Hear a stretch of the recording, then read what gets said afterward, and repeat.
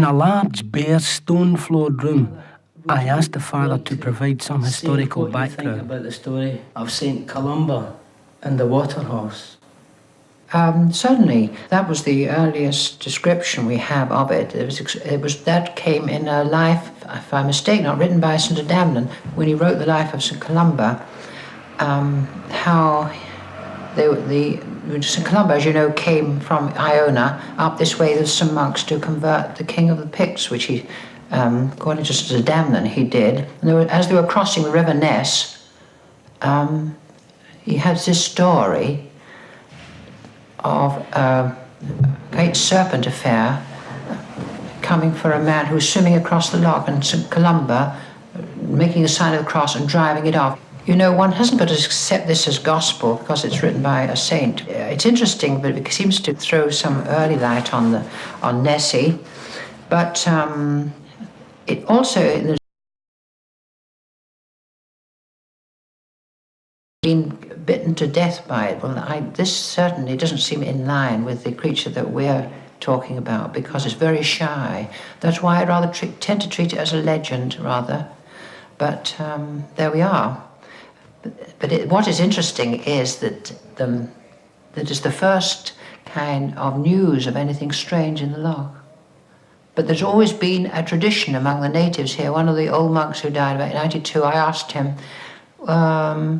we've heard a lot about this monster since 1936. It seemed to begin to make news then when they were building the new road, and they dynamited hundreds of tons of rock into the loch, and it began to appear many times that year. I said, in your early days here, had you heard any news about it? You know, because he was very old. Or he said, yes. He said from the inhabitants around here, there's always been a kind of tradition. There's been what they call a water horse in the loch. Then I asked him what he had seen.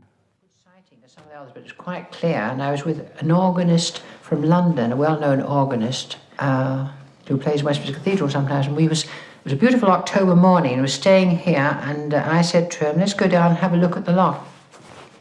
So we were on the edge of the loch in our garden, looking across to the bay, and the water was quite calm, and there were no boats, because you can be deceived by, say, a wash of a trawler. It makes quite a wave across the loch. And we suddenly noticed in the bay, about 200 yards off, a tremendous commotion in the water, tremendous turbulence.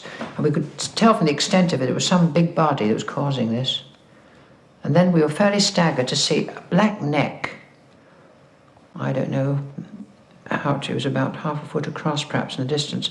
The astonishing thing was the height out of the water of this neck. We didn't see the body, but it must have been fully 7 feet out of the water, moving along slowly.